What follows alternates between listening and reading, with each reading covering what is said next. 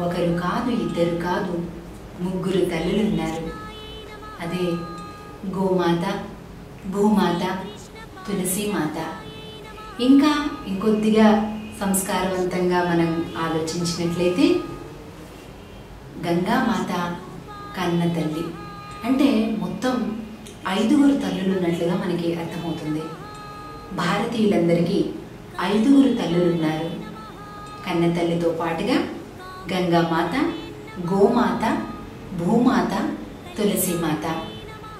కనుక మాతృస్థానాన్ని ఎంతో ఉన్నత స్థితిలో పరిచయం చేసిన మన వేదాలు, పురాణ శాస్త్రాలు, ఇతిహాసాలు, కావ్యాలు, మహర్షుల యొక్క ఉవాచలు, పెద్దల యొక్క బోధలు, ఇవన్నీ కూడా ఎవరు ఎన్నెన్ని ధర్మాలు చెప్పినా, ఏ సాంప్రదాయాన్ని బోధించినా మొట్టమొదటి వాక్యం, మొట్టమొదటి ధర్మం మాతృదేవోభవ.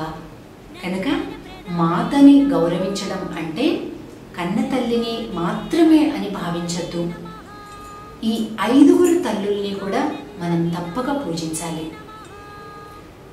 ఉదయం లేస్తూనే తల్లికి పాదాభివందనం చేయడం, అలాగే ప్రతి ఇంటిలో కూడా ఒక తులసమ్మ ఉండడం, ఇదే తులసి మాతకు మనం చేసే సేవ. ఆ తులసమ్మకి ప్రదక్షిణ చేయడం, అలాగే యన్మూలే సర్వతీర్థాని అనేటటువంటి ఆ శ్లోకాన్ని చదువుకోవడం, అక్కడ తులసమ్మకి ముందుగా చక్కగా ముగ్గు, పసుపు, కుంకుమతో అలంకరించడం, పుష్పం పెట్టడం, ఇవన్నీ కూడా తులసి సేవలో భాగమే. అంతేకాకుండా తులసి పొడిని కానీ లేదా తులసి ఆకుని కానీ ఉదయాన్నే పరగడుపున తీసుకోవడం, ఇవి కూడా తులసి సేవలో భాగమే. ఈ పని చేస్తేనే, ఈ ఆచరణ కలిగి ఉంటేనే మనం తులసి మాత సేవలో ఉన్నట్లు. అలాగే గోసేవ. గోసేవ అంటే తప్పనిసరిగా ఇంటికి ఒక గోవు ఉండాలి. మన దేశీయ గోవేసుమా కేవలం దేశీయ గోవు మాత్రమే ముక్కోటి దేవతలకు స్థానమై ఉన్నది అని ఆధునికులు, ప్రాచీనులు అందరూ ముక్తకంఠంతో చెప్పినటువంటి మాట. కనుక ఆ గోమాతకు సంబంధించినటువంటి పంచగవ్యాలను, ఆవు పాలు, ఆవు పెరుగు, ఆవు నెయ్యి, ఆవు మూత్రము, ఆవు పేడ, వీటన్నిటినీ వాడడం గోసేవ. గోవుని పూజించడం గోసేవ. అలాగే గో సంబంధమైనటువంటి శ్లోకాన్ని ప్రతిరోజు తప్పనిసరిగా పూజా సమయాల్లో చదువుకోవటం కూడా గోసేవలోని భాగమే. ఇక భూమాత సేవనం.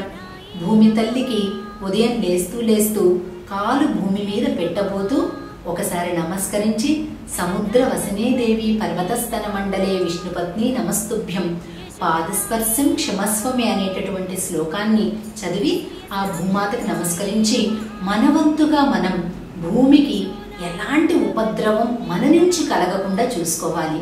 అంటే రసాయనాలు వాడడం కానీ ఇంకా ఏ ప్రకారంగా కానీ ప్రకృతికి విపరీతంగా నడుస్తూ భూమాతని మనం కష్టపెట్టకూడదు.